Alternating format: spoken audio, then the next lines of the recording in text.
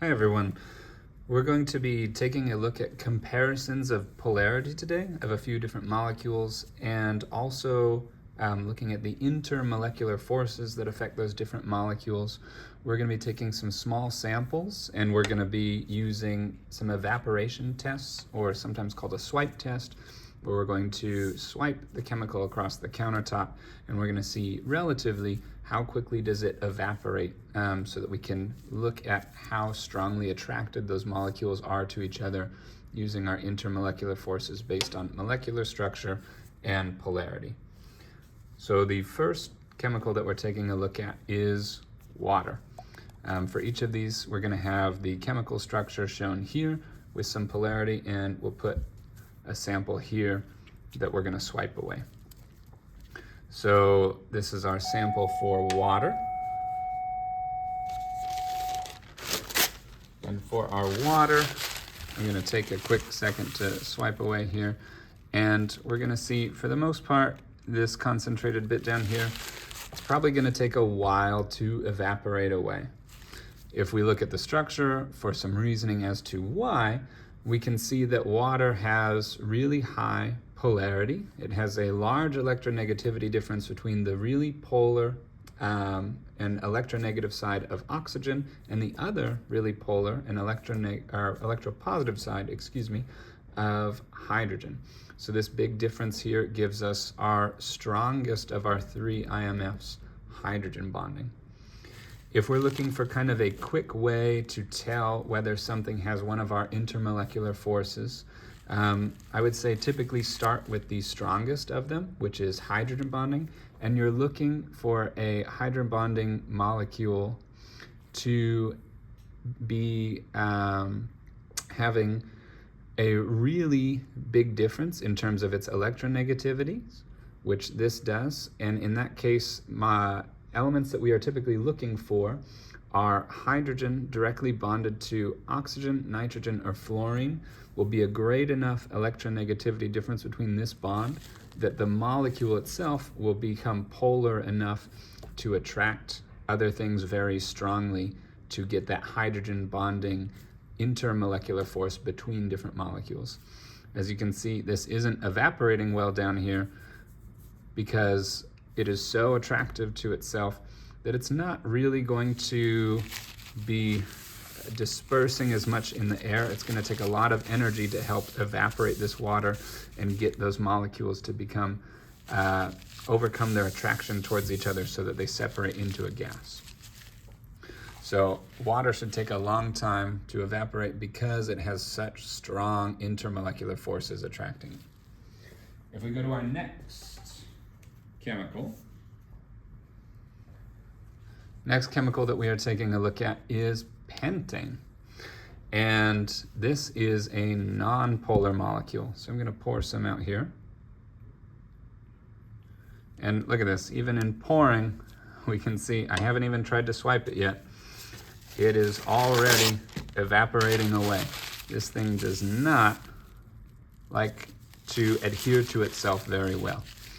This is because for our pentane, it is a non-polar molecule. Carbon and hydrogen are very similar in terms of electronegativity, so we do not get a very unequal exchange of the electrons as they're held in these bonds. The electrons are pretty evenly shared between the carbon and the hydrogen. So because this is non-polar, there's no polar sides, which means we can't have hydrogen bonding because there's not a large difference in electronegativity.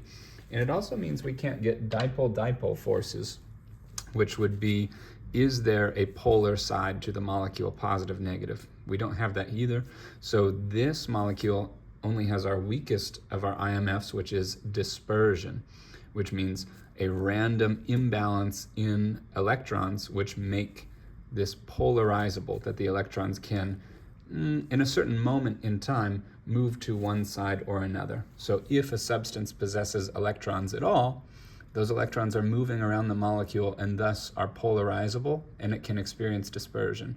But dispersion forces are typically considered to be weaker than the other forces because they don't adhere as strongly as a polar molecule might.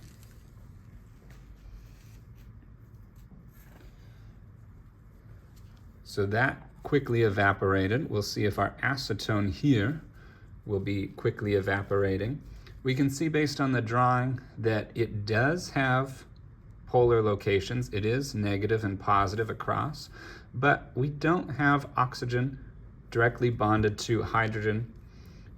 So in this case, we have dipole-dipole forces. There's a pole, but we do not have hydrogen bonding.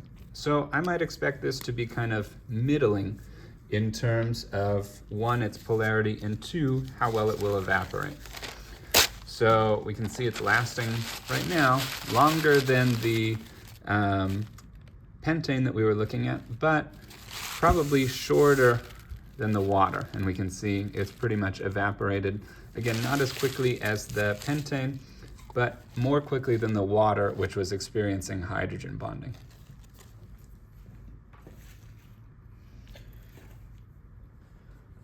Our fourth chemical here of the day, we're going to take a look at ethanol.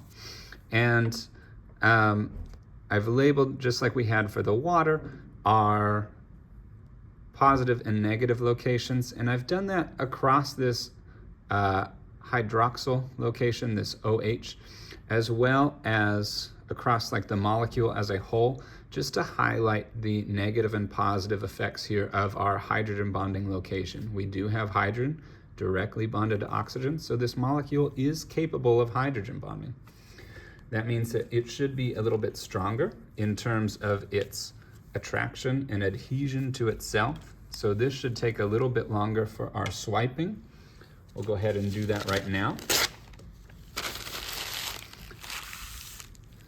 And it's sticking around a little bit. Now, this probably will not stick around as long as water, because water, if we look back at the structure, water has 2 instances of hydrogen bonding in a much smaller molecule. So that means that the polarity is felt a little bit more strongly in water, and it takes more energy to kind of break the attractions of 2 different instances of hydrogen bonding across a much smaller, more polar molecule than it does across this, because the carbon and hydrogen kind of dilute the polarity of our ethanol. And we can see it's just about to finish evaporating. It takes a while because it is polar, highly polar with this hydrogen bonding, but not as polar as some other smaller and potentially more polar molecules like water.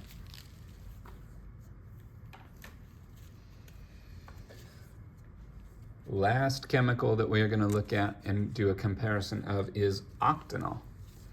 Much like our ethanol, octanol has oxygen and hydrogen directly bonded to each other. It is capable of hydrogen bonding, and it is also a larger molecule, so it takes a little bit more energy to excite in terms of kinetic energy, and then it has all of these carbon and hydrogens in, which give more electrons. So it does also have more dispersion forces than our ethanol that we just looked at.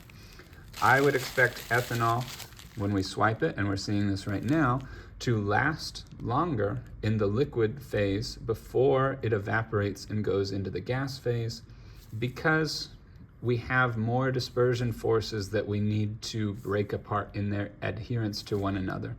This molecule sticks to itself better than ethanol just because we have more polarizability in all of these electrons. The dispersion forces are greater. We still have hydrogen bonding just like we had in ethanol. But now we just have more electrons and more mass that keeps the octanol together.